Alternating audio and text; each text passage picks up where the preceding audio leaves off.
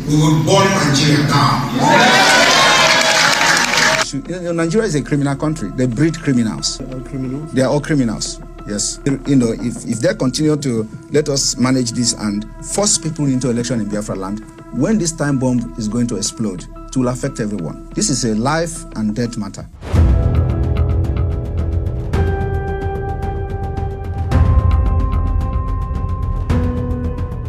When the truth is caught on camera, it never dies. Old videos of Nigeria's separatist activist Simon Ekba have resurfaced, and what is inside them is shaking both Nigeria and the international community. In those clips, Simon Ekba calls Nigeria a criminal country that is breeding criminals. He openly names Atiku, Abubakar, Bola, Ahmed, Tinubu, Peter Obi, and other top politicians as criminals with records. And then he goes further, declaring that Biafra people will burn Nigeria down. These revelations and some many others undoubtedly re-examined have become part of the evidence justifying Finland's shocking decision, sentencing Simon Ekpa to 6 years in prison for incitement to terrorism, financing extremist activities, tax fraud, and spreading propaganda that allegedly fueled killers back home. So in today's episode, we uncover what was in those videos, how they linked directly to violence in Nigeria, and why the Finnish court came down so hard on Simon Ekba. This is First Africa Voice, where we tell Africa stories raw, real, and without filters.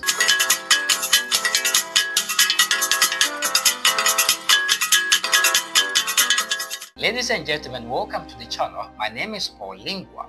Now, let's dive into the story properly and break it down together. The explosive old videos. In the resurfaced clip, Simon Ekpa didn't just criticize Nigeria, he painted the entire nation as a criminal factory, breeding corruption and crimes from the very top.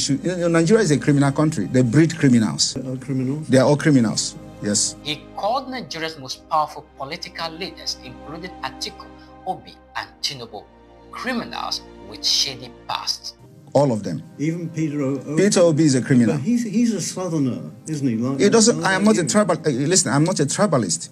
I'm not a tribalist, and that is what makes us different. We want. If I'm criticizing you, I criticize you with fact and figures. I'm going to tell you how all of them are. Do I explain? One, starting from Atiku. Atiku was indicted in the United States for money laundering. He's a criminal. How do you think if Nigeria is a United States, Atiku will come back and start contesting with the criminal record he has had for money laundering? Tinubu was indicted in the United States for drug pushing. The records are there, so it's criminal. Nigeria is being ruled by criminals, and they breed criminals. Peter Obi his name was in Pandora. He didn't deny it. It's also the part of money laundering, international money laundering crime. He has $15 million in offshore accounts. But surely Obi, being a southerner, is on the side of your people. That is the problem. Why must you have somebody that have to be in the side of my people? That is the dangerous diversity that have brought us this far, because it will never work. Everything about Nigeria is what favors my people. We want a Biafra where everything favors everybody. But when you have Nigeria, it is either Fulani. Now we don't even have Hausa anymore, because Fulani have overshadowed them. So it is either you are fighting for Northerner as a Fulani Muslim, or you are fighting for Yorubas, or you are fighting for Igbo people. So how can you continue in that kind of system? This is why we must make sure that we do not validate Nigeria again. He portrayed the government as irredeemably corrupt, saying the system itself is designed to protect thieves. He went as far as threatening that Biafrans will burn Nigeria down if freedom was denied. We will burn Nigeria down.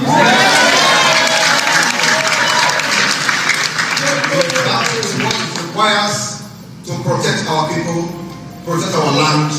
We will burn them down. At first, these seemed like just the bold words of an angry activist, but in the eyes of Finland's justice systems, these weren't just words, they were weapons. Simon Ekpa's propaganda spread to social media, inspiring violence back home, in Nigeria. His messages allegedly fueled killing and violent clashes in Nigeria. He was accused of using his influence to finance extremist activities that destabilize communities and actively involved in tax fraud. Perhaps in Finland's eyes, this wasn't free speech, it was incitement to terrorism. So the latest development has it that the government of Finland has cracked a whip on him through a legal process and finally issued its verdict as 6 years in prison for Simon Ekba.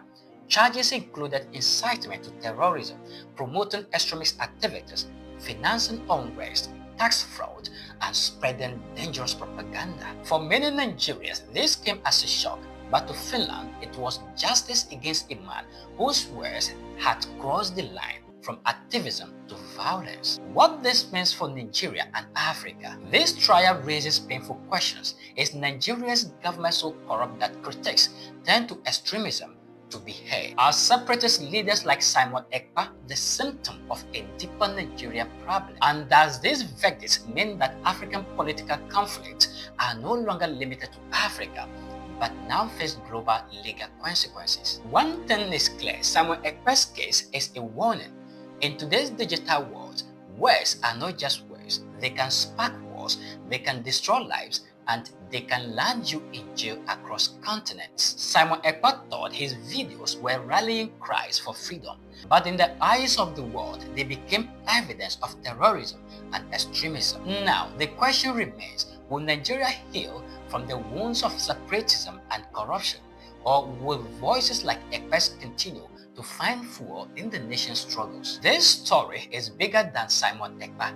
It's about the future of Nigeria, the power of words, and the global fight against extremism. You've been watching First Africa Voice, where we bring you untold stories shaping Africa and the world. If you found this documentary eye-opening, hit the like button, share with your friends, subscribe, and turn on the notification bell for more powerful African-focused stories. We do know that far as there are more men on earth, there are more opinions, so kindly drop your view in the comment section. Well, the dew of the day has crept upon our thoughts, and nature must obey its necessity. Here is where we bring down the curtains until we meet again. My name is Paul Lingua, the Africa Orator.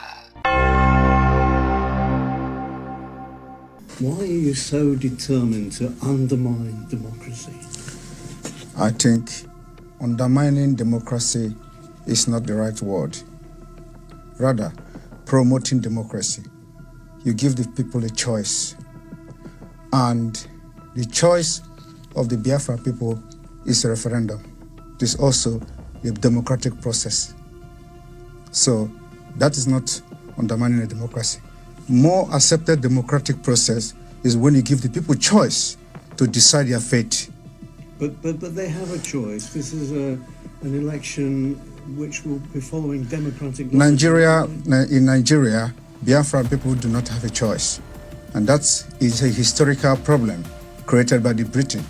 So everybody, as you have been a journalist with your experience and the history of Nigeria, you agree with me that Nigeria is a mistake because of the tribal and dangerous diversity in Nigeria, which is also a destructive diversity. So when you give the people the choice to choose how they want to live, that is a true democracy. A democracy is not when you bring in the military and invade communities, burn the communities because people are protesting. You kill them. Is that democracy? Do you do that in the United Kingdom? The answer is no. But what about your role in all this? Your tweets? My role. Wait a minute. Your role in all this, your tweets and your social media. Why the need for violence? It is. Yeah. At least 1,500 people died in the last 3 presidential election campaigns. Was it my fault then? And there have been deaths so far in this one too. That's what we want to correct by making sure we do not continue to validate an evil entity that subjects their citizens to death. So the only solution to this is to disintegrate this evil entity and allow people to make their choice so that they can develop and practice politics in the best way possible, just like the Europeans here. So are you justifying the violence that comes from the kind of stuff that you... It is not, the violence is not about what I do. It is the provocation of the policy of Nigeria, okay? So it is a long time bomb coming. So what you see happening now, Nigeria have a history of violence from the beginning of Nigeria. After independence, every election in Nigeria has witnessed violence. So it is not about me. I am here as a good guy to put an end, to have a lasting solution to the violence that have caused the life of thousands of Nigerians. But do you not accept that some of the things that you say has engendered this kind of... From your own perspective, you can translate it and interpret it however you want. But from my own perspective, I think I am the good guy trying to teach the people that they have a right. So there's no blood on your hands? There is no blood on my hand. There are more blood on those supporting the election, supporting this particular coming election. They have more blood in their hand. In Imo State, you have a governor that have invaded his own state, killed people, and why are you people not talking about that? Those are the people that have blood in their hand. All the people that have been elected in Nigeria since 1960 all have had bloods in their hand, and nobody is asking them question. I am just the good guy who say enough is enough. Somebody have to say something and somebody have to do something, and we're doing it. But couldn't you make more progress if you were in the tent, as it were, not rather than out of the tent? You can't. In another country. Sorry? You're in Finland. Yes. So wouldn't it be better if you went back home and did the political thing there? You should know. You see, I learn from what happened to others. I don't want to put my life in danger because the country, as far as I'm concerned, does not exist. Any country that does not respect the rule of law does not exist. You're scared you might be killed? Not everybody. You know that. You can say that as well. Yes. There's a bounty on because yes, there's a bounty on my head because Nigeria, because of the Islamic agenda in Nigeria, whoever that rises up to say something that will, make the life of the people to be better, they want to kill the person. They assassinate people every day. And today you see that there is a video that has been released by a man called Ikenga Imo, when an assassin invaded his house and they wanted to kill him. They are police officers. But if there is no CCTV, they will say unknown gunmen. These are the people that are causing all this crisis in Biafra land. But without that video, everybody has concluded that they are unknown gunmen. Today we have known them. What are the government doing about it? What are the international community doing about it? Every evidences that have surfaced anywhere about CCTV camera, it has always been security agent from the Nigerian state. Nobody is talking about that. That is what we are fighting against. We are defending ourselves and we have armed ourselves to fight Nigeria till the last day. We have done it before. The only difference now is that today we have social media. If social media was there in the 1960s, somebody will do what I'm doing today. In those days, we have a man called Okokondem. Okokondem was broadcasting for Radio Biafra and was propagating Biafra stuff, but because there were no social media, so he would have done even what I'm doing today, I believe so. So this is what will make a difference. And my activities on social media is educating the people, telling them they are right, that you have a right to say no, and you have the right to say yes. Who's funding you and your organization? Biafra people are funding my organization. Not the Tinubu party? I have nothing to do with Tinubu. And it's very funny. A lot of people said Tinubu paid me 25 million. How is that possible? How is it possible? You're denying he did. I don't know who is Tinubu. I have never communicated with anybody close to him. Just like the way they forged the letter. The reason why this letter issue, Nigeria is a criminal country. They breed criminals. And that's what we're fighting against. The reason why the letter on gets sorted out easily and fast was because it was against Finland. And Finland have to officially react to the letter. And the letter went viral. There are so many lies against me out there on social media. Nobody could come and say it is not true. Okay? So and those lies, when they continue to say it and maintain it, it becomes truth when nobody debunk it. You talk about criminals. Do you think the candidates for the presidency are criminals? They are all criminals, yes. All of them. Even Peter Obi? Peter Obi is a criminal. But he's a southerner, isn't he? I am not a tribal. Listen, I'm not a tribalist. I'm not a tribalist. And that is what makes us different. We want, if I'm criticizing you, I criticize you with fact and figures. I'm going to tell you how all of them are. Do I explain? One, starting from Atiku. Atiku was indicted in the United States for money laundering. He's a criminal. How do you think if Nigeria is a United States, Atiku will come back and start contesting with the criminal record he has to have for money laundering? Tinubu was indicted in the United States for drug pushing. The records are there. So it's criminal. Nigeria is being ruled by criminals, and they bring criminals. Peter Obi his name was in Pandora. He didn't deny it. It's also the part of international money laundering crime. He has $15 million in offshore accounts. But surely Obi, being a southerner, is on the side of your people. That is the problem. Why must you have somebody that have to be in the side of my people? That is the dangerous diversity that have brought us this far, because it will never work. Everything about Nigeria is what favors my people. We want a Biafra where everything favors everybody. But when you have Nigeria, it is either Fulani. Now we don't even have an outside anymore because Fulani have overshadowed them. So it is either you are fighting for Northerner as a Fulani Muslim, or you are fighting for Yorubas, or you are fighting for Igbo people. So how can you continue in that kind of system? This is why we must make sure that we do not validate Nigeria again. So. Right. What's your relationship with Mr. Kanu at the moment? Kanu is the leader of indigenous people of Biafra, and I regard him as my leader. Did you talk? Do you have contact with him? Well, we communicate somehow, but that's a confidential issue. Because you see, he's disavowed violence. He thinks he's made statements to say that everybody condemn violence. I condemn violence. I have always condemned violence. On social media, maybe you don't follow that.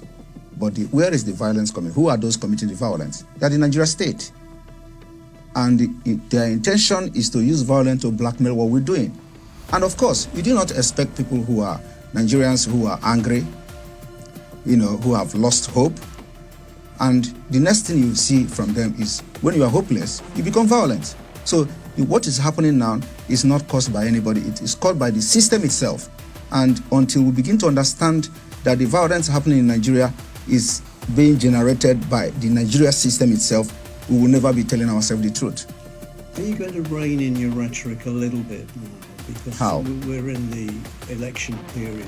You know people hang on to your words, and it can cause some violence, can't it? Well, I don't care. We are already at war. In Biafra side of Nigeria, there is a war going on there, and I don't know why medias are not covering it. Do you see a democratic place where the plane will be throwing bombs to the people? It's war. The villages are getting burnt, houses are getting burnt. Even in Ukraine, where you're going to now, the number of people dying in Biafra land outnumber the people dying in Ukraine. So how do you balance that? And who are doing this? The Nigeria themselves, the Nigeria state. When the military comes to the village, instead of protecting the people, they get angry because they obey our orders and then they start burning their villages. So we don't want to continue like that. We want to have, the only solution to this is the disintegration of Nigeria. And if Nigeria do not disintegrate now, the disintegration later on will be very, very, very chaotic. To be very hard before international community if they continue to let us manage this and force people into election in Biafra land, when this time bomb is going to explode, it will affect everyone. One last question. Yeah. Who's going to win the election? Election is not happening in Biafra land. Because you don't want people to vote? Not me. Biafra have decided. I am telling you the fact. There is nothing that will make Biafra's people to go out and vote. This is a life and death matter. We have come a long way. For over 50 years, Nigeria have done all manner of genocide, committed genocide against our people, kill us every day, and you expect us to allow them to continue to kill us, to elect governors that will bring military and militarize our territory? We can't do that again. That's 11 million votes, isn't it? Nobody will vote in Biafra land. I am telling you the fact. It will shock the world. We've made up our mind and we know what we have on ground. nobody will vote in Biafra land. Even if that undermines the rest of the... It is not undermining, no. This particular civil disobedience is also a democratic process, and I want you to see it in that perspective. When people say, I don't want, it is their choice. And if you think that there are people who want to vote that are bigger in number, conduct a referendum. As simple as that.